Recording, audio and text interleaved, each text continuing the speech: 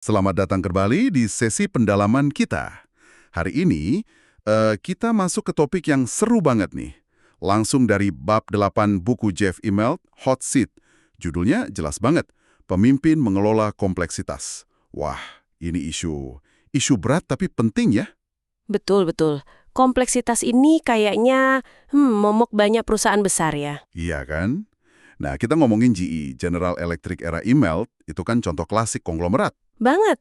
Perusahaan super raksasa, bisnisnya dari A sampai Z. Mesin jet ada, layanan keuangan juga ada. Nah, bab 8 ini kayak curhatnya Immelt sekaligus strateginya gitu ya. Nah, kodai kapal segede itu. Bisa dibilang gitu, suka dukanya ngelola raksasa. Oke, jadi misi kita hari ini jelas nih. Kita mau gali, pelajaran penting dari pengalaman Immelt. Gimana sih caranya biar untung dari skala besar, tapi nggak malah, pusing sendiri sama kerumitannya? Mari kita bedah bareng-bareng. Tentu saja, mengelola kompleksitas ini bukan isu baru ya. Tantangan abadi lah istilahnya. Apalagi di dunia bisnis yang berubahnya cepet banget kayak sekarang. Pertanyaan dasarnya kan kayak yang dihadapi email juga. Model konglomerat yang bisnisnya banyak dan beda-beda itu masih relevan gak sih? Dan kalaupun iya, gimana cara ngelolanya? Biar iya itu tadi, untungnya lebih banyak dari ruginya. Bab ini kasih kita perspektif dari dalam. Menarik. Kita mulai dari cerita Immelt yang diundang makan malam di Clarence House ya, kediaman Pangeran Charles waktu itu. Ah iya, cerita itu. Itu kan bukan cuma makan malam biasa ya, isinya orang penting semua. Immelt jadi mikir, gimana sih pandangan orang luar soal konglomerat ini? Betul. Itu jadi semacam momen refleksi dia soal persepsi konglomerat. Jadi pintu masuk yang pas ke dilemanya. Dilemanya gimana tuh? Ya, di satu sisi, Immelt lihat ada untungnya punya model konglomerat kayak GE. Keuntungannya apa aja? Yang utama itu diversifikasi. Jadi kayak punya bantalan gitu. Misalnya nih, pas bisnis aviasi kena dampak 911, nah bisnis energi, power, bisa nopang. Oh oke, jadi saling backup ya. Iya, terus pas krisis finansial 2008, giliran bisnis sumber daya alam yang bantu lini keuangan yang lagi jatuh. Kayak punya beberapa mesin di pesawat lah. Masuk akal. Ada lagi? Ada. Kata Immelt jadi lebih relevan di pasar kayak Tiongkok. Pemerintah sana katanya lebih suka mitra bisnis jangka panjang yang bisa nawarin macam-macam solusi. Oh, karena bisnisnya banyak jadi bisa nawarin paket lengkap gitu ya. Kurang lebih gitu. Plus tentu aja, efisiensi karena bisa sharing sumber daya. Kayak pusat riset global mereka, GRC itu kan canggih banget dan dipakai rame-rame. Oke, itu sisi positifnya. Tapi pasti ada sisi lainnya dong, yang bikin rumitnya itu. Nah, itu dia intinya. Kompleksitas itu harga yang harus dibayar. Ini jadi tema utama di bab ini. Buat investor, konglomerat itu sering kayak black box, susah ditebak nilainya. Susah dianalisis gitu ya. Betul, persepsi pasar juga bisa berubah drastis. Dulu mungkin dipuja, pas akhir masa Immelt malah dijauhin. Investor jadi lebih suka yang fokus, yang ramping. Kenapa gitu? Kompleksitas dianggap resiko, terlalu banyak hal yang nggak kelihatan. Terus tantangan internalnya juga nggak gampang. Maksudnya? Ya bayangin aja ngelola bisnis dari pembangkit listrik sampai alat USG. Beda banget kan? Gimana caranya biar efektif? Gimana mastiin ada sinergi beneran antar divisi, bukan cuma omongan di presentasi? Pertanyaan kunci yang Immelt hadapi, dan ini penting banget, gimana caranya dapat yang terbaik dari kompleksitas tanpa jadi terlalu kompleks? Itu perjuangan dia. Oke. Dilemanya dapat nih. Nah, terus gimana GE coba ngatasin ini? Mereka coba ubah kerumitan jadi kekuatan gitu. Iya, ada upaya ke sana. Ini bagian yang menarik banget menurut saya. Apa tuh? Mereka punya istilah internal, namanya GE Store. GE Store, kayak toko gitu. Haha, bukan toko retail. Bayangin aja ini kayak platform internal. Semacam etalase, isinya kemampuan-kemampuan unik GE yang bisa dipakai bareng-bareng sama semua divisi. Oh, oke. Platform internal ya. Konsepnya gimana? Jadi idenya gini, daripada tiap bisnis jalan sendiri-sendiri, lewat GE Store ini mereka bisa saling pinjam kekuatan. Misalnya, teknologi canggih dari GRC, layanan purna jual global mereka, solusi pembiayaan dari GE Capital, jangkauan pasar internasional lewat GGO, sampai pakai teknologi digital bareng-bareng. Tujuannya apa? Ya, biar bisa kasih solusi yang lebih lengkap ke pelanggan. Sesuatu yang mungkin susah ditiru sama pesaing yang cuma fokus di satu bidang aja. menciptakan nilai tambah gitu. Jadi ini kayak upaya memaksa sinergi yang mungkin nggak otomatis terjadi ya. Kedengarannya sih bagus ya di teori, tapi berhasil nggak di lapangan? Nah, ini dia. Ada contoh-contoh yang sering disebut sebagai bukti sukses. Misalnya, GE Rail, bisnis lokomotif mereka. Oh ya? Gimana ceritanya? Mereka tuh berhasil naikin pangsa pasar dari sekitar 25% jadi 70%. Ngalahin pesaing yang fokus kayak AMD. Wah, jauh banget naiknya. Kok bisa? Kuncinya itu mereka manfaatin isi-isi GE Store tadi, teknologi mesin hemat bahan bakar dari GLRC dipakai, skema pembiayaan dari GE Capital buat bantu pembeli, bahkan fasilitas training kepemimpinan GE di Croton Field dipakai buat ngelatih pelanggan mereka. Plus jangkauan global GEO, jadi keroyokan gitu kekuatannya. Wow, keren juga ya. Ada contoh lain? Ada GE Healthcare, bisnis alat kesehatan.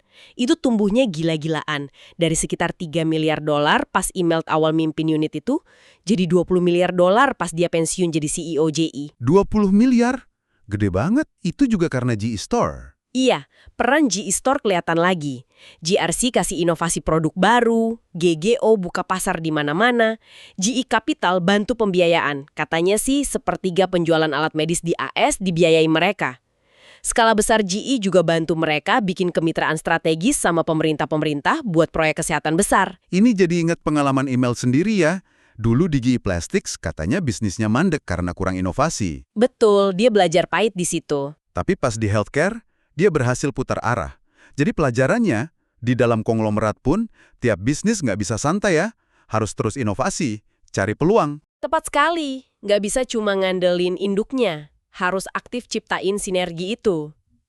Dan usaha manfaating skala ini kelihatan juga di migas ya, oil and gas. Iya. Email cerita gimana CEO Chevron nantang GE buat lebih berperan di eksplorasi bawah laut. Terus GE gimana? Ambisius, mereka mau jadi semacam pusat R&D buat industri migas. Nempatin orang terbaiknya, Lorenzo Simonelli buat mimpin. Ujungnya, akuisisi Baker Hughes yang gede itu. Oh, akuisisi Baker Hughes itu bagian dari strategi ini ya? Betul, itu langkah strategis buat ngelola kompleksitas pasar energi dan perkuat posisi GE pakai skala yang lebih besar lagi. Semuanya bagian dari game ngelola kompleksitas. Tapi kan strategi secanggih apapun perlu orang yang jalanin ya. Pemimpinnya harus pas. Email tekenin ini juga kan? Banget. Strategi tanpa eksekutor jago ya, cuma jadi rencana di atas kertas.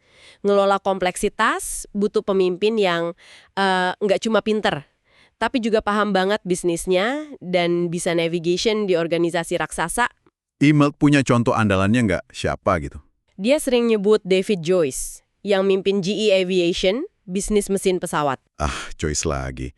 Kenapa dia dianggap ideal? Pertama, dia punya deep domain expertise. Paham banget seluk-beluk mesin pesawat dan pasarnya. Kedua, dia pemikir strategis. Bisa bangun bisnis avionik dari nol jadi $4 miliar. Disiplin banget soal rantai pasok. Keren. Apalagi? Ketiga, dia punya conviction. Keyakinan kuat buat ambil keputusan, walaupun sulit. Keempat, dia keras kepala, tapi positif. Gigih ngejar visi. Hasilnya kelihatan dong di kinerja GE Aviation. Kelihatan banget, GE Aviation itu konsisten jadi bintangnya GE. Sering ngalahin pesaing yang cuma fokus di aviasi, kayak Pratt & Whitney atau Rolls-Royce. Bahkan Boeing juga. Dalam beberapa aspek, iya. Jauh sebelum kasus 737 MAX itu ya. Analisisnya menarik nih. Suksesnya Joyce ini kayak bukti ya, kalau unit bisnis di konglomerat itu bisa lebih unggul dari perusahaan spesialis. Nah, itu poinnya. Asal dipimpin dengan benar. Ini nantang anggapan umum kalau kecil itu indah, atau fokus itu selalu lebih baik. Jadi nggak selalu gitu ya? Nggak selalu. Joyce itu pinter manfaatin sumber daya GE, akses ke JR korporat, talent dari program leadership GE, skala global. Tapi dia nggak kejebak birokrasinya. Ini nunjukin kalau leadership itu variabel kunci banget dalam ngelola kompleksitas. Bukan cuma soal struktur, tapi siapa yang megang. Oke, selain pemimpinnya berat, gimana GE jaga biar inovasinya jalan terus? Kan gampang tuh kejebak rutinitas di perusahaan segede itu. Mereka sadar banget risiko itu. Salah satu caranya lewat GE Ventures, yang mimpin Sue Siegel. GE Ventures. Itu apa? Itu kayak jembatan antara gunung GE yang gede sama dunia startup yang lincah. Mereka investasi di sekitar 120 startup. Oh, investasi aja. Nggak cuma itu, mereka kayak Sherpa gitu. Bantu startup navigasi di dalam GE, cari peluang kolaborasi atau akses pasar. Jadi pemandu inovasi eksternal ya. Menarik. Ada lagi nggak? Ada langkah berani lain, akuisisi 2 perusahaan additive manufacturing atau kita kenal 3D printing tahun 2016. Wah, masuk ke 3D printing. Corp, perusahaan alat medis. Immelt bilang ini upaya jaga bias inovasi, dorongan buat terus coba hal baru. Oke, inovasi penting, tapi di sisi lain, kerumitan internal GE sendiri kan juga masalah ya. Tadi disebut matriks di dalam matriks. Nah, bener banget. Dan mereka sadar soal ini. Immelt cerita anekdot pas ke pabrik motor di Peterborough, Kanada. Gimana ceritanya? Dia tanya ke belasan manajer di sana, bos langsungnya siapa? Jawabannya bingungin. Tiap orang lapor ke bos beda, di lokasi beda. Itu matriks di dalam matriks. Rumit banget. Terus solusinya gimana? Pasti ada dong. Ada. Mereka bikin inisiatif gede-gedean namanya simplification, penyederhanaan. Tujuannya apa? Ambisius. Mau potong biaya admin $2 miliar dalam 4 tahun. Tapi yang lebih penting, bikin organisasi lebih cepat, lebih lincah, lebih fokus ke pelanggan. Caranya? Ya, perjelas tanggung jawab. Kasih wewenang ke orang di lapangan buat ambil keputusan. Runtuin sekat-sekat antar unit. Implementasinya serius. Gandeng konsultan kayak BCG, pakai konsep Smart Simplicity, pilot project di healthcare, kerjasama juga sama The Ready. Hasilnya kelihatan nggak? Kelihatan banget. Salah satu yang paling dibanggain, GE Transportation jadi satu-satunya produsen lokomotif yang penuhin standar emisi Tier 4 tepat waktu di 2015. Standar emisi yang ketat itu ya? Iya, ketat banget. Keberhasilan ini katanya gara-gara timnya lebih ramping, fokus, dan diberdayakan hasil dari simplification itu. Luar biasa ya, penyederhanaan proses bisa langsung ngaruh ke target bisnis teknis gitu ya. Sering dengar teorinya, tapi ini bukti nyata. Betul. Dampak lainnya juga bagus. Skor engagement karyawan katanya naik signifikan di atas 70%. Karyawan lebih happy kerja di lingkungan yang lebih simple. Jadi bukan cuma potong biaya ya? Bukan. Soal efektivitas dan semangat kerja juga. Oke, jadi ada simplification. Tapi dengan bisnis sebanyak itu, gimana cara GE mastiin semuanya seirama? Transparan, akuntabel, gimana Immelt mantau kapal induk ini? Mereka punya mekanisme internal namanya blueprint reviews. Blueprint reviews, apa lagi tuh? Ini bukan rapat laporan biasa, ini forum rutin buat bandingin kinerja antar bisnis secara terbuka. Tujuannya bukan cuma lihat angka untung rugi, tapi lebih dalam. Bahas tren makro, identifikasi masalah real time sebelum jadi besar, dan mendorong diskusi informal yang jujur antar pemimpin. Jadi kayak ruang mesin gitu ya, tempat para bos ketemu dan lihat kondisi masing-masing. Ada contoh keputusan yang lahir dari sini? Email kasih contoh. Keputusan akuisisi produsen bilah turbin angin itu muncul dari diskusi di Blueprint Review setelah ada kepastian insentif pajak energi terbarukan. Oh, jadi bisa mempercepat keputusan penting ya? Bisa. Selain itu, Immelt ngaku bisa baca dinamika tim dari cara mereka presentasi dan debat di sini. Kelihatan mana tim yang solid, mana yang saling sikut. Wah, jadi input penting ya buat dia. Banget. Berarti para pemimpin unit bisnis itu kayak diadu secara nggak langsung ya di forum ini. Nggak bisa ngumpet kalau jelek. Persis. Ini otomatis menciptakan peer pressure dan peer yearning, tekanan dan belajar dari teman sejawat. Selain blueprint reviews, ada pertemuan rutin kelompok pemimpin fungsional, kayak semua kepala manufaktur, buat sharing. 2 kali setahun, semua CEO divisi kumpul review blueprint mereka. Jadi saling neken ya kalau ada yang kurang bagus. Secara alami gitu. CEO yang bagus pasti neken yang kurang. Immelt bilang, ini seringkali lebih efektif daripada ditegur atasan di perusahaan biasa. Kenapa lebih efektif? Karena perbandingannya lebih jelas. 8 manajer manufaktur dari 8 industri beda, kan bisa saling bandingin dan nuntut standar tinggi. Lihat cara pemimpin bertahan argumen di depan teman sejawatnya, juga jadi cara nilai kemampuan mereka. Kuncinya di transparansi dan debat terbuka. Pantesan ya turnover pejabat GE tinggi banget di era Immelt. Iya, cuma 3 dari 185 pejabat awal yang sisa setelah 16 tahun. Standar dan tekanannya tinggi banget buat terus perform dan adaptasi. Wow, kedengarannya intens banget. Tapi nih setelah semua usaha ini ya, GE Store, pemimpin kayak Joyce, inovasi, simplification, blueprint reviews, kok ujung-ujungnya investor masih nggak suka sama kompleksitas GA, apalagi sama GA Capital. Nah, Anda menyentuh intinya.